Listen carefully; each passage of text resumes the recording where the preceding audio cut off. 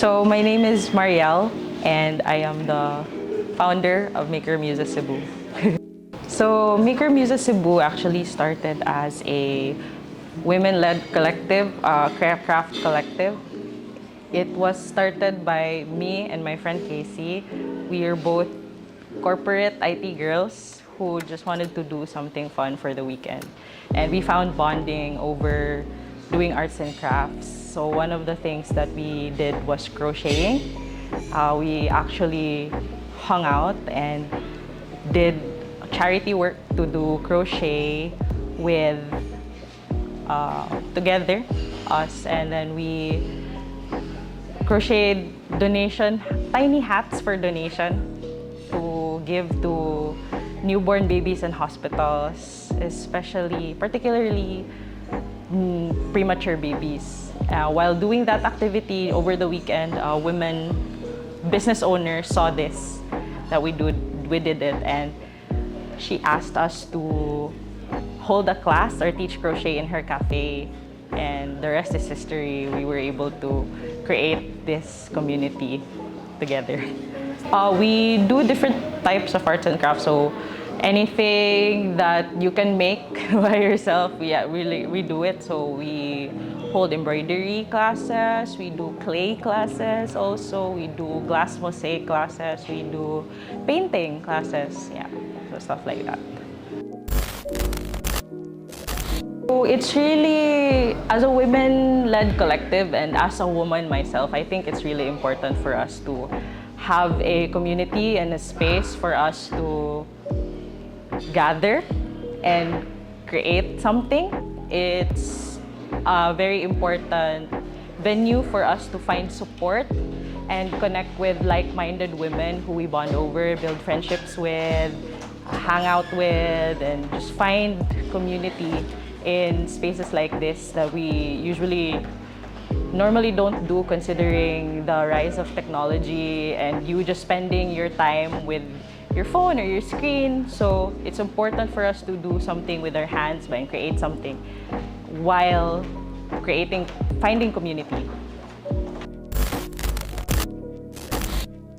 We are very honored to be able to show that women are creators, really. So not just that we create life, but it's how we add color, add personality to the spaces that we're in. So we create not just human life, but really bring life out into the spaces that we're in. So it's where we show that women can juggle multiple things at once. Like, you can have a career, you can build a family, but you can also explore your own self through creating art and craft. So that's one of the ways that we can show empowerment or encourage empowerment. That I just think that there's also a notion that in being a woman empowered doesn't necessarily mean that you have to forgo all the things that make you soft. Your art, your love, you have to be strong, independent to be able to be called an empowered woman. But for me, it's about embracing the softness in you also, and showing that you add value to your community by being soft and empowered as well. So it can be both. I think it's just as simple as asking a friend out for lunch or to hang out with your friend on a weekend. If you wanna take your girlfriend out on a girl date, you're already supporting so many creators. So you just find a bake shop or a cafe that's owned by a woman. Baking, making pastries is also artistry.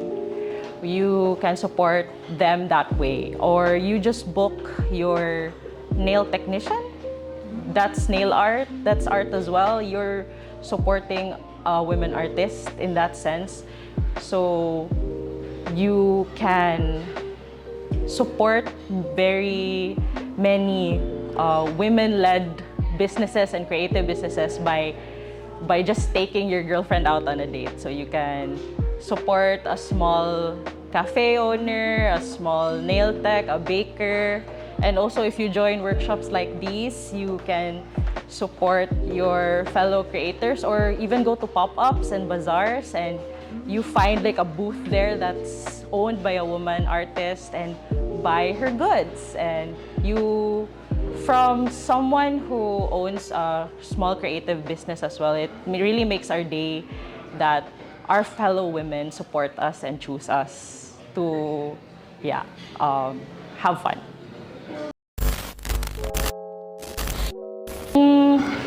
If I were to share a message to the women from Maker Muses Cebu, it's that maybe we are here. You don't have to be alone in a sense. Na there are communities out there that you can talk to, you can have fun with, create with, learn from. So many crafts. You can express yourself in different ways, in different arts and crafts, make gifts for your friends, or hang out with a friend that you haven't seen in a long time. There are spaces for you to be able to connect, and there are women out there who are like-minded. There are women out there who understand you, and there are women out there who seek for connection also, and you are not alone. You just have to seek them out, and you will get the support that you need. Hi, my name is Marielle, and I am the founder of Maker Muses Cebu. Maker Muses Cebu is a women-led craft collective who goes around different establishments here in Cebu, cafes, hotels, and we hold different arts and crafts classes. So we teach crochet, embroidery, clay, jewelry making, all the crafts that you can think of, and we hold classes everywhere. So you can find us on Facebook, Maker Muses Cebu, or on Instagram, Maker Muses. So we are going to hold Burda Babae, a floral embroidery workshop here at the Kabilin Center this Sunday, March 22 at 10 a.m. to 12 noon.